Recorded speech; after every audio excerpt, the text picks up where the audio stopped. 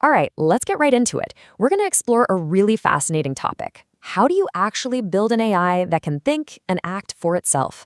It's one thing to talk about AI, but it's another to really get into the nuts and bolts of how an intelligent agent is put together. So we hear the term AI agent thrown around all the time, right? But what's really going on under the hood? What is it that gives them that autonomy to look at their environment and actually go after goals without a human pulling every single string? You know, the source material gives us this fantastic analogy to get started. An agent's core components, the stuff we're about to build, they act like a kind of digital skeleton. This is the fundamental structure that gives it the support it needs to, stand on its own 2 feet and operate in the world. Okay, so let's start with the most critical part, the agent's digital brain. And this brain really has two main jobs. First, it has to know things about the world. And second, it has to be able to reason about all that knowledge. Before an agent can even begin to think, it needs a way to store what it knows. This whole process is called knowledge representation. And it's not just about dumping data into a folder. It's about structuring that data, so it's actually useful for making connections and solving problems.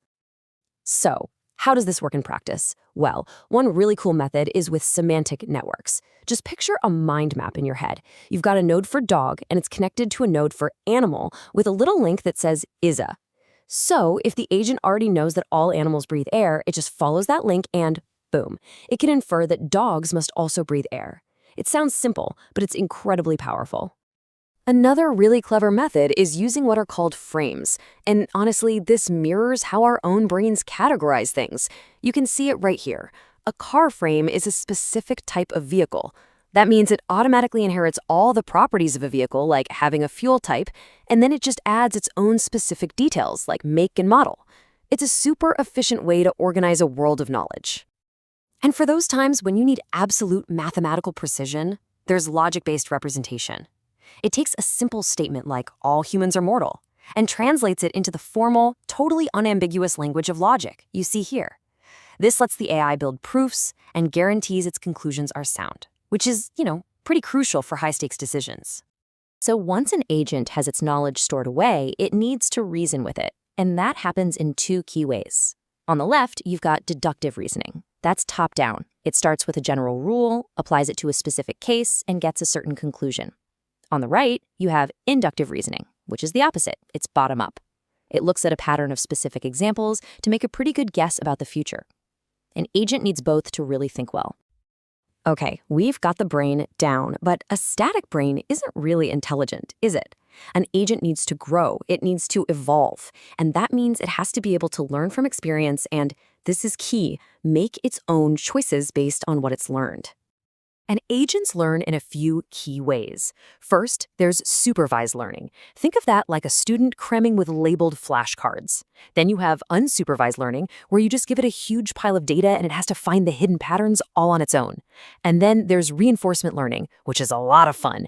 The agent learns through trial and error, getting little digital rewards for good moves and penalties for bad ones. Kind of like training a puppy. But here's a question. To make a good decision, how does an agent even know what good is? Well, that's where something called a utility function comes in. It's basically a mathematical way to define what the agent prefers. It just slaps a numerical score on every possible outcome, telling the agent what it should be aiming for. And this slide illustrates it perfectly. Imagine a travel agent is trying to decide between a road trip and a cheap flight, weighing things like price, comfort, and time. It calculates a total utility score for each. The road trip gets a 127.5, the airline gets a 95. The choice is a no-brainer. The agent's going to recommend the road trip because that's what maximizes its utility. All right, now let's add the secret sauce into this mix. The real game changer, generative AI. Seriously, you should think of this as a superpower that just turbocharges every single component we've talked about so far. So, generative AI plugs right into this amazing feedback loop. The agent is still learning and deciding, but now, with Gen A, it can generate these incredibly sophisticated simulations of what might happen or create natural, human-like responses.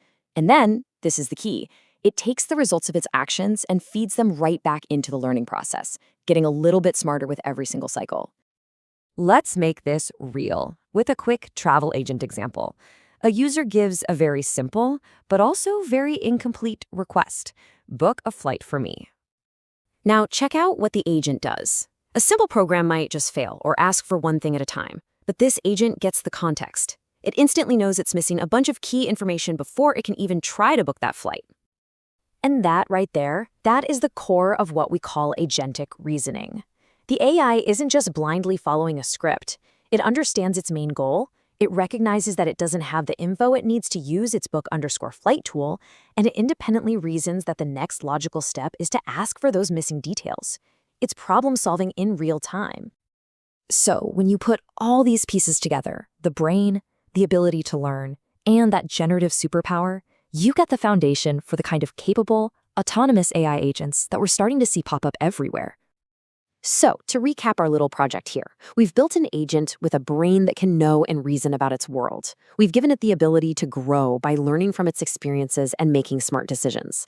And then we supercharge the whole thing with generative AI for much more intelligent and creative interactions. And this leaves us with one final thought to chew on. As these systems get smarter, more autonomous, and more woven into our daily lives, what's the one complex, tedious, or just plain annoying task you would want your own personal agent to handle for you? The possibilities are becoming more real every single day.